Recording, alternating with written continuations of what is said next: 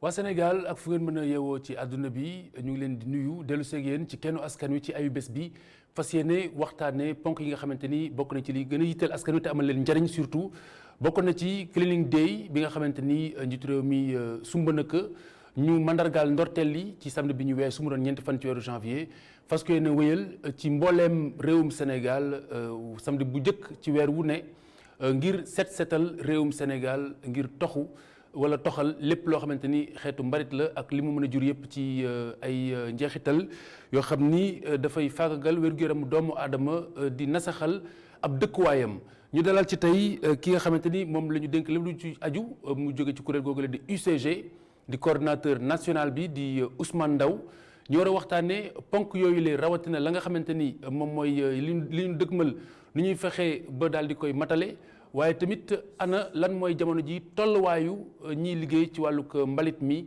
ak luy jëmee kanam seenub liggéey ndax seenub liggéey bu jëmee kanam foog naa ni setal du sax lu ñuy yittewoo ci biir réew mi waaye ci pàttali nañu ko baaxoo dañuy dellusiwaat ak lancement bi nga xamante ni njiitu réew mi amaloon na ko daal di tàmbali ci koñ ba nga xamante ni fa la samp makkaanam muy ca Mermoz ñu teewlu ko soog a dellusiwaat ci waxtaan wi. fii ci Mermoz la njiitu réew mi bale bi njëkk dëkkandoom yi fii ci Mermoz topp ko ginnaaw Mermoz jet d'eau fii la njiitu réew mi tànn ngir leeral ni cleaning day du mbiru politique te nekk na lu ñu war a saxal. maa ngi sant Sénégalais yëpp ndax ñoom ñëpp wuyu nañu tey appel bi ma leen lancé muy ñun ñoo war a defar suñu dëkk ñun ñoo ko mën a setal loolu nag dafa laaj ñu changer ay comportement mooy jikko yi te ñu xam ne tam li nga xam ne dañ ko daan bàyyi muy am dootuñu ko bàyyi ndax toll na foo xam ne faaw ñu def ci ay jël ci ay matukaay dinañ def loi yu bees waaye li ëpp loi yi mooy jikko yi nit ñi xam ne mbirum cet gi du mbirum président de la république du mbirum état wala mbirum mairie déedéet suñu mbiru bopp la ci koñ yi lii nag tàmbali la il faut ñu saxal ko te it janvier bi sax damay ñaan ñu def ko weeru cet maanaam comme dañuy doog a tàmbali te mbalit bi bëri woon na faut que mois de janvier bi yëpp ñu taxaw si su ko defee à partir de février nag ñu def bés bu ne samedi bu jiitu ci weer wu ne ñu defaat lu mel ni bés bu ñu jagleel setal ci dëkk bi ñu koy amal samedi bu njëkk ci weer wu nekk askan wi rafetlu ko bu baax te di ñaan kilifa yi ci ñu bàyyi xel ci suivi bi. dañuy wax sax ne dañ koy yéex a def ñun nag fekkoon dañ ci ndax suba gu ñu xëyee ñu ngi ci suñu tali yi di bale gis nga xale yeeg seen t-shirt Lacoste yi mais nii mu mobiliser population bi dalay wan ne moom bu jiitee lu mu bëgg rek day yomb. ñun waruñu woon xaar sax président moom muy jóg set moom ku nekk doomu aadama ci sa bopp da nga ci war a bëgg sa bopp set bala ngay set ci dara da ngay njëkk a set ci sa bopp kon bu jarutoon sax ñuy xaar président di génn ñun ci liñ nekk fii boo xoolee fii yëpp ñun dañ koy bale kon ñun moom daf ñu ci fekk te xam naa dañ koy continuer même bu demee lii tamit ñu fi defar rafet na mais ñuy ñaan yàlla tamit mu am suivi ñu continuer ko gën ko defar lii moom baax na ci dëkk bi daal. ginnaaw jet d'eau place de l'indépendance fii njiitu réew mi Macky Sall nakarlu màggetaayu tabax yi wër place de l'indépendance meeru Ndakaaru bi di woo askan wi ci ñu jël bés yu ñu jagleel setal def ko seen yëf muy woo nguur gi itam ci muy sanctionner yenn yi. J'en appelle encore à la conscience citoyenne. maa ngi woo Sénégalais yi ci ñu def mbir mi seen yëf ñun tegoon nañu juróom-ñetti poubelle fii ci place de l'indépendance dañoo ñëw fekk sàcc nañu juróom yi. Il y a des choses yoo xam ne c'est inadmissible. yenn yi kenn mënu ko nangu dafa war a arrêter te dañoo war a teg ay daan ñi koy def. Critiquer, mais je le répète, il faut sanctionner.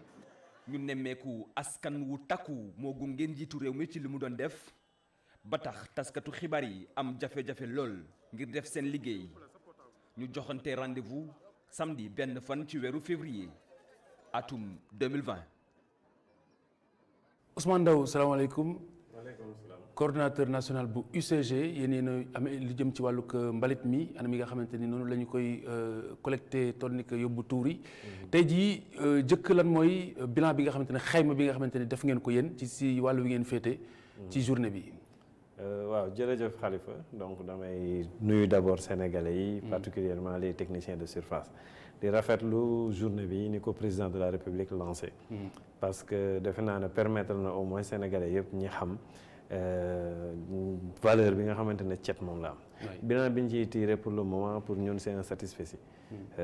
nous avons des statistiques yoo xamante ne daf ñuy permettre chaque jour ñu xam quantité mbalit yi ñuy jël. bii nii journée samedi bi ñu toogee dimanche bi statistiques yi yéegoon na tuuti jóge ci 2400 dem ba 2600 tonnes. donc ñu xam ne am na effort bu nit ñi def pour liggéey génnee mbalit 2600 tonnes fii si Ndakaaru. ci Ndakaaru waaw ci Ndakaaru kese donc am nañ 2600 tonnes et puis rotation yi yokku na ñu ngi woon ci ay 87 rotation donc équipement yi tamit ni ñu leen utiliser on était à 339 bennes à ordures donc on a senti que y avait un peu du travail mais nous aussi on a assuré derrière. très bien assuré derrière boobu foog naa ni am na lu si xawoon a ñuul lu ko xawoon a gàllankoor si journée ba. mooy ndaw yi nga xamante ni ñu ngi féete rëbës. te utoon leen a baare yoon wi. ba ñu jàpp si ñoom fukk ak juróom. loolu lan moo ci seen gis-gis. ci njalbeen bi mbir mi xewee. waaw bon d'abord mbëbës problème la boo xamante ne man dama jàpp ne manque d'information la. parce que mbëbës président de la République. dafa instruire pour ñu def benn programme spécial pour zéro déchet. programme boobu 3 parties la dafa am benn partie bu tudd PGDSU boo xam ne c'était sur financement de la Banque islamique de développement. ñu doon tabax 3 infrastructures de valorisation des déchets Touba Tivaouane Kaolack pare na presque. 2020 lay jeex. deuxième phase bi mooy Promojet ci Promojet boobu ci la ñuy dugal mbëbës. projet boo xamante ne résorption de mbëbës dañ koy réhabiliter. nit ñi ak ñi ko wër c'est vrai que impact yi sonal na leen. moo tax ñu génn mais d'ailleurs c'est sur instruction de notre ministre de tutelle dinañ leen recevoir fii ak semaine prochaine bu ko defee ñu expliquer leen lan mooy projet bi. déjà ñi ñu fa fekk ak ñi ñu ko expliquer ñëpp ko accepter sans vraiment kenn bañu ko. si wàllu infrastructure yi yaa ngi wax wàllu yi nga xamante ne ñu ngi ko sumba te noppeegul mais déjà ci mbëbës ministère bi am na lu mu si yëgle woon ci wàllu fermeture yu nu méngool loolu yéen UCG lan moo si jéego yi nga xamante ne nii xëy na mën nañ kaa xaar si yéen ci wàllu woowu wala lu mu leen mën a gàllankooree. waaw d'abord il faut nit ñi xam UCG bras technique bu ministère bi la. UCG c'est logé au ministère de l'Urbanisme, du Logement et de l'Hygiène publique donc politique de gestion des déchets UCG lañ ko jox donc def si ànd parfaitement ak ministre bi. li ñu wax nag réhabilitation progressive la moom la suñu ministre wax ñun moom la ñu wax mooy résorption de mbëbës.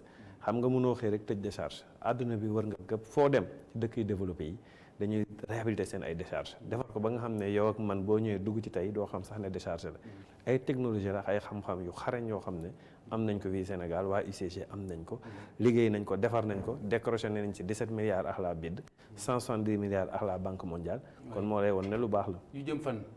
Mbëbës axe Grand Dakar Mbour Thiès. wàcc ba Ziguinchor dem ba Saint-Louis première partie bi mooy PGDSU. boobu 3 villes. mais matériellement nan lay taxawee. ni muy taxawee mooy déjà nii d'ici février. dinañ signer accord de prêt bi accord de crédit bi c'est entre l'État du Sénégal et les 4 bailleurs yi nga xam ne ñooy financer Promojet. projet de promotion de la gestion intégrée et de l'économie des déchets gestion intégrée ak économie des déchets la. loolu dafa am lu muy signifié déjà. donc bu ñu ko signé au mois de février délai d'exécution projet bi 5 ans la. très bien ci délai d'exécution boobu nag ci la ñuy réaliser infrastructure yi. foog naa ni UCG ñëpp mën nañ seede ni bu fekkente ni journée bi. am na succès ak succès bi nu mu mën a toll. bu fekkente ni ñoom matale wu ñu li nga xamante ne mën nañu mën a matale. day mel ni zéro. ci wàllu préalable yi. yéen nan ngeen taxawee pour déjà mën ko matale. mais surtout mën a assurer suivi bi nga xamante ne ñu ngi koy wax. bon UCG déjà. yàlla daf ñu dimbali dañu am une excellente organisation dañu am lu ñu tuddee maillage national 7 pôles ñoo tënk Sénégal Dakar à 6 pôles régionaux. pôle bu nekk ensemble de département la avant journée bi ni ñu ko préparé mooy def ay réunions au niveau central ak au niveau sectoriel. wàccee nag organigramme bi lépp loo xam ne war nañ ko ci def ci ressources humaines ñu préparé ko gis ngeen ko ci journée bi lépp lu ñu war a def ci ressources matérielles ñu préparé ko mooy équipement yi mu war a àndal matériel lourd bi ak petit matériel bi loolu moo tax vraiment encadré nañ journée bi lendemain bi dimanche liggéey nañu démb ba ngoon gis amuñu benn débordement. dégg nañ Wardini bu maire bu Ndakaaru daal di leeral ne am na càcc goo xamante ne nii am na ci poubelle yi. mais ku nekk xam na ni mbalit dafa war am préalable. tey jii la culture du tri. amul Sénégal foog naa ne loolu dina xaw a jafe ñu mën a envisager même li nga xamante ni moom mooy recyclage u ordures yi. ndax am ngeen ay taxawaay. wala lu ngeen naal jëm si wàllu woowu. effectivement d'abord li madame Wade wax lu am solo la ñun ñii Rufisque suñu ay bac à ordures ñu fa def ay bac yu mag la 660 litres nga xam ne benn sax mënu ko yëkkati yëpp la ñu sàcc.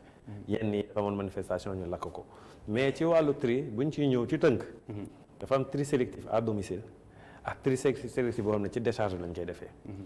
boobu bi ñuy def à domicile dafa laaj éducation environnementale bu yàgg éducation citoyenne. donc Promojet ak PGDSU dafay commencer déjà tri si décharge ba. avec des tables de tri ak ay tromel ay chaîne de tri yoo xam ne mbalit bi bu ñëwee. loolu la ñu tuddee valorisation matière. dañuy teppi plastique bi teg fële bouteille bi ci recycler ko jaay ko. terewul dinañ defaat biogaz ak électricité. maanaam tey man sama mbalit si laay sànni butéel bi. butéel verre bi si laay sànni butéel plastique bi. si laay sànni li des si muccaat mi ak yeneen ak yeneen ak yeneen. loolu mooy li nga xamante ne xëy na dina jafeñal liggéey bi bu ngeen si tolloo. waaw buñ ci yeggee dinañ ko def ñun de toute façon ci décharge ba. loolu la ñu prévoir mooy suñu stratégie nationale de gestion des déchets mooy PNGD bi ngay dégg mais da nga war a xam ne déjà balaa sax ñuy wax tri sélectif à domicile il faut que nit ñi am poubelle réglementaire. selon les statistiques 15% des ménages ñoom lu ñu tuddee poubelle réglementaire mooy poubelle yu ñuul yi ñuy jaay 4000 3000. fii da ngay gis suñu culture mooy ko am siwo bu fëq wala paan bu yàqu. da ngay def si mbalit génn. su ko defee collecteur bi nekk si oto bi sax day am problème pour jël ko. booy génnee mbalit di ko yóbbu sa kër di nga tuur lu bëri si mbedd bi. donc il faut ñu dem politique wu ñëpp am ay poubelle réglementaire. cherul ñu ngi ciy liggéey ay partenaires yoo xam ne bëgguma wax seen tur. mais ñu ngi ciy liggéey bu baax ñun UCG ñu ngi doté wu ñu ngi wut ay bac. plusieurs types de bacs yoo xam ne suñu collecteurs yi moom la ñuy yor ak suñu balayeurs yi. mais tri sélectif à domicile c'est sur la longue durée. nekkul lu gàtt bac yi également war nañ xool est-ce que duñu ko moolaat ci yeneen i anam. ba mu gën a niru mbalit. parce que dégg naa ñu bari dañ cey jël def ko réserve d'eau. waaw culturellement. loolu c'est mooy li mu wax rek. bac ak poubelle fii culturellement koo ko jox ñaare leneen la koy utiliser mais éducation sur la durée la. on parle de génération. mbalit pour nga changer comportement généralement on dit 25 ans. mais en attendant loolu am na lu état bi jël. mooy instruction yu président joxe mooy infrastructure de valorisation yi ñu teg. nga xamante ne mi ngi daw boo demee Touba Tivaouane Kaolack. c'est terminé à 80%. da ngay gis infrastructure yëpp pare na. loolu yëpp am na solo te foog naa ni li nga xamante ni tey jii moom la ñuy joytu. booy xool bu fekkente ne ni am nañ ay projets yu mel ni journée beeg yu ni méngool am na solo. waaye ña koy def également dafay am solo. ñu jublu ci seen mbir. mbirum convention collective bi nga xamante ni 2014 ba nga nii la ñu ko signé. te problème yu bari yoo xamante ni ñu ngi koy jànkuwante ak secteur bi. mu indi si ay saafara. loolu ana fu mu toll. waaw c'est une bonne question loolu. dafa nekk problème boo xam ne comme ni nga ko waxee dafa yàgg. boobu léegi ñu ngi ko signé demul. guleet ñu am ministre monsieur Abdou Karim Fofana mu ñëw attaquer problème bi à bras le corps il y a un mois def nañ atelier pour restructurer UCG sur instruction du président de la République ndax dégg ngeen ko conseil des ministres la wax nañ ko accélérer donc dafa am problème statut en plus de 30 ans UCG changé na statut plus de 6 fois il faut ñu stabiliser ko loolu nag le ministre bi ñëw attaquer ak ñun buñ ko stabiliser ci li ñuy door a xool convention collective mais mënoo ñëw. 94 ba léegi yàgg na. ñu tegaat si audition récemment je pense c'était au mois de décembre vers le 12. am na aussi déglu nañu syndicalistes yi. loolu ana fu mu mujjee. waaw bu dee pour convention bi moom c'est clair. bés bu ñu defaree statut UCG. dañ koy aligner. loolu moom c'est clair. bu dee pour syndicalistes yi ban point ñun bi ñu ñëwee fii plateforme ñu fi teg bëri na. yaa ngi wax technicien de surface yi effectivement amoon na ay problème ay retard de salaire dañuy toog sa 2 mois du ñu fayeeku concessionnaire yi dañ daan toog dajale ñetti atu dette léegi alhamdulilah kon technicien de surface yi chaque weer ñu fayeeku normalement ba mu des journalier yi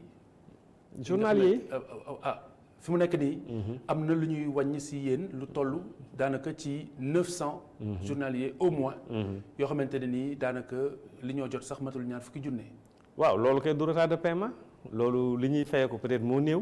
loolu nag ba pare amul couverture médicale loolu tam loolu lépp lu ci am solo la également parce que kuy liggéey ci mbalit. te amul couverture médicale.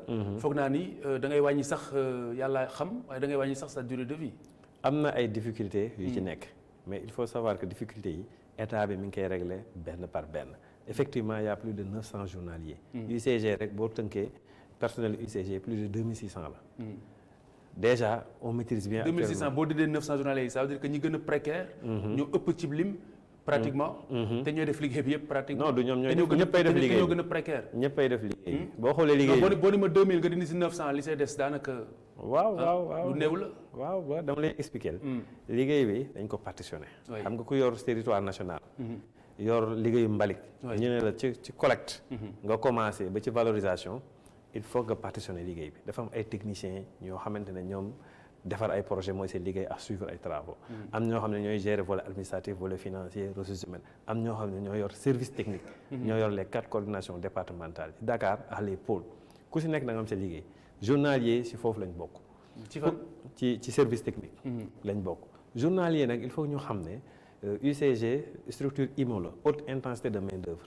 boo demoo yenn structure yu mag yi dañu am loolu journalier dañ ko réglementé pour le moment ñi ngi respecté ànd ak ñoom ci réglementation bi di taxaw nag pour li nga xam ne moo fi doon am mu bañati am. mooy ñuy fayeeku à temps parce que seen salaire effectivement dafa néew. mais aussi ñu fexe ba ñoom jumtukaay yi ñu liggéey te ñu ngi koy jot. ñu fexe surtout ba ñu nekk ci wér-gu-yaram.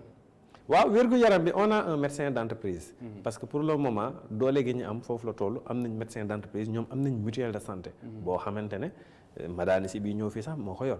donc ñi ngi dem ci mutuelle bi dem ci médecin d'entreprise bi mais effort la. parce que madaan yàgg naa ko dégg muy wax ci loolu. yàgg na ci wax yàgg na ci xeex. juróomi at a ngi nii sottiwul ñoom dañuy faral sax di ragal xëy na li daloon ama Sénégal ba ci SIAS ba ci ñoom daal di wàll ci ñoom. waaw loolu mooy parce que nii am na milliards yu bari yoo xamante ne nii daanaka mu ngi ci air bi. waaw loolu ñëpp a ngi koy wax mais ñun instruction yi ñu jot ci suñu président de la République ak suñu ministre dafa clair. président daf ko wax sax mu leer. dafa ne damay restructurer mbalit bi defaraat ko ak agent yi liggéey ci mbalit bi loolu kay defe naa amul lu ko gën a leer. donc ñun ak ñoom ñooy ànd liggéey ko leneen li ci des nag bon. vraiment li ma bëgg wax mooy ay perspectives rawatina kuy liggéey bu mel nii parce que je pense que si liggéey gën a noble. si la bokk mooy an mbalit. yóbbu tuur yi. donc dafay soxla ay perspectives est-ce que mën nga dalal seen xel ñoom ñu lay déglu. ci perspectives yi fan la toll. parce que juróomi at boo ko toogee. ñu lay fay lu yées ñaar fukki junne. te boo feebaree doo faju bu sa doom feebaree du faju xam nga loolu dafa xaw a doy waar. effectivement te saa boo xëyee yaa ngi côtoyer ay bactéries. dama ciy dalal seen xel bu baax a baax te tënk ko ci li président wax du ñu defar mbalit sans agent yi liggéey ci mbalit. donc bu ñu defaree statut UCG yi ba mu gën a baax defar convention yi ñoom seen bopp dinañ ci gën a gis seen bopp. mooy li ma lay wax rek xam nga convention bi tamit depuis 2014 ba nëgër ni lañ ko signé. dara génnul. moo tax man la est-ce que am na perspectives yu leer yoo xamante ne nii mën nañoo am sax àpp parce que sànq tudd nga infrastructure yoo xamante ne nii 2020 gii dina sotti xam nga loolu leer na. donc war nañ leen mën a wax bu ñu tolloo waxtu sàngam nangam lii war nañ kaa mën a régler nangam lii mën nañ kaa mën a régler. Khalifa. man lu leer laa lay wax. technicien de surface ak journalier yi. non en tant que coordonnateur national ñoo yor suñu liggéey. en tant que coordonnateur national. war nga xam quand même. perspective yi fan la toll si la nañ ko mën a natt. ci loolu laay ñëw. mais maa ngi dalal seen xel li président wax bon bu ko waxee nii nangam sangam depuis 2014 et ça fait plus de 5 ans ñaari ponk yooyu amul benn bu si am saafara. man maa ngi fi depuis 2 ans. te lépp lu mu la wax boo demee laaj ko techniciens yi ñoom dinañ ko gis. dama lay wax lu leer depuis 2 ans seen situation amélioré na substantiellement man bi may ñëw. journalier yi ngay wax waaw moom laay ñëw journalier yi ngay wax man bi may ñëw billetage lañ doon fayee ko dañ daan sonn pour jot seen xaalis émargé bi ñu ñëwee ñëpp lañu bancarisé koo ci gis ku si nekk tey yor nga sa carte GAB avec des conditions de banque négociées très bien négociées weer doowee bu ñu positionné sa xaalis entre le 15 et le 20 ting nga jot ko ñu ngi jot seen xaalis 30 jours xëy na duñ ko jot le premier comme nit ñi mais entre le 15 ba le 15 donc loolu rek déjà effort bu ñu def la ensuite ñun on est très conscient ñun mënuñu liggéey mbalit sans journalier yi ñoo yor suñu liggéey. ñoom kay ñoo yor liggéey bi. voilà donc loolu moo tax ci suñu stratégie nationale de gestion des déchets dañ leen ci dëxëñ bu baax. mënuma nag wax ne suba wala gannaaw suba dinañ jël journalier yi dugal leen fii mais xam naa ne tànk yi ñu teg ak ministère bi yi mu teg bu ñu stabiliser. ñoom ñoo ci ñëkk a gis seen bopp. court moyen ou long terme. court terme je dirais même très court terme. très bien ci wàllu prise en charge bi. mooy wàllu jumtukaay yi xam nga ñaare da ngay gis éboueurs yi. sa yaram daw. xëy na loolu kenn du ko miis. masque sax duñu ko takk duñu sol gant. duñu sol est-ce que loolu yéen. seen part de responsabilité yéen a ngi ko si joué. wala négligence bi si ñoom la. waaw loolu dama ne c'est partagé. parce que structure bi UCG récemment rek doté na agent yëpp ay équipement de protection individuelle yu doy soo déggee ñu ne agent bi jox nañ la IPI dañ lay jox benn package dañ lay jox tenue ensemble tenue jox la dàll sécurité jox la gant jox la masque jox la benn toile booy sol li ñu tuddee effet de toile pour buy taw jox la petit matériel booy liggéeyee dafa fekk nag am na ñoo xamante ne ñu mel ni man xëy na liggéeyal loxo la ñu gën a nekk à l'aise man mii sax damay tase ak ñoom ci terrain bi ne la waa saa yow doo sol sa gant nga ne waa may coordonnateur man nii laa gën a nekkee à l'aise loolu la rek mais am nañu équipement yu doy. mais loolu bon quelque part manque de discipline daf si juux boo xamante ni xëy na ñoom lay gën a lor. je pense que ay mesures la ñu war a imposer. am na ci. d'ailleurs bi ñuy ñëw 2018. problème bi mooy tenue amul woon. oui et puis amul woon. loolu la ñu waroon njëkk réglé nañ ko nee naa nag dañuy procéder par élimination 2020 dinañ def yeneen effort par exemple tenue yi doy na fu mu nekk nii équipement yi doy na oto yi da ngay gis dañ ci lonk ay saaku yu am ay mbalit dañuy génne benn circulaire bu ko interdire oto yi di daw dootu dañu commencé trier déjà voilà donc yooyu yëpp ay solutions yi ñuy indi benn par benn la problème bu rëyee boo ñëwee da nga koy songu benn par benn boo ci bëggee am ndam très bien alors pour jeexal rek li nga xamante ni moom mooy journée bi sumba nañ ko xëy na xaw na leen a bita tuuti donc il faut fàggu am ci li ñu dëkkmal nan ngeen envisager yeneen journée yi ak yan disposition ngeen jël par rapport certainement ak implication population yi pour lépp mën a matale waaw bon d'abord li may wax rafetlu journée bi mais ñun pratiquement lii mooy suñu liggéey bu ñu xëyee suba ba ngoon mbalit rek la ñuy wax naka la ñuy def ba jël mbalit bi UCG boo fay liggéeyee amoo guddi amoo bëccëg da ngay toog guddi sax am na équipe bi tourné guddi heure boo génnee da nga gis technicien de surface loolu mooy wane on occupe l'espace te loolu c'est visible yéen da ngeen koy gis donc loolu rek permettre nañu lii président sumb samedi bu ñu koy defee ñun dinañ fekk ñu pare déjà loolu moo indi ñu def opération samedi population yi génn en masse produire déchets dimanche ñu def mise à niveau lundi nga xëy clignotants yëpp nekkaat au vert. Alors dernier message pour les 950 journaliers qui touchent moins de 100 000 francs CFA. waaye ñun li mu leen wax d'abord médicale li mu leen wax d'abord mooy féliciter leen. c'est des gens yoo xam ne tant que liggéeyu ci mbalit mënoo xam seen valeur. man sama wàllu bopp ba ñoom xam nañ man xam na dem leen di féliciter loolu laa leen ñëkk wax beneen bi mu leen wax mooy nañ xaar ci kanam tuuti. li ci kanam rawul bët lii ñëw moo dàq liñ nekk. lekkati kese neexul béy de. du lekkati kese ku la jox ndekki jox la añ bu la diggee reer nga xam dina la ko indil. on verra bien merci Ousmane Ndaw coordonnateur national bu UCG yëngu ci wàllu mbalit mi ñu doon waxtaanee journée bi ak njeexitalam ak matukaay yi nga xamante ni moom la ñu war a jël surtout ak situation ñi nga xam ne ñooy liggéey ci mbalit mi li ngeen ko gisee ñi ci ëpp ci ab lim seen situation dafa précaire j'espère que dinañ ñëwaat fii très prochainement ci plateau bi pour wax leen ni ñooñu ñëpp seen situation régularisé nañ leen ndax bu ngeen leen gisee ci mbedd mi di ngeen leen war a mën a ñeewantal ndax gis nañu ne risque yu bari mu ngi ci métier moomu la ñu ngi lay gërëm di la sant askan wi di leen jox beneen daje bu sooyee suñu borom ci beneen kenn askan wi ñu fanaan jàmm ci ITV.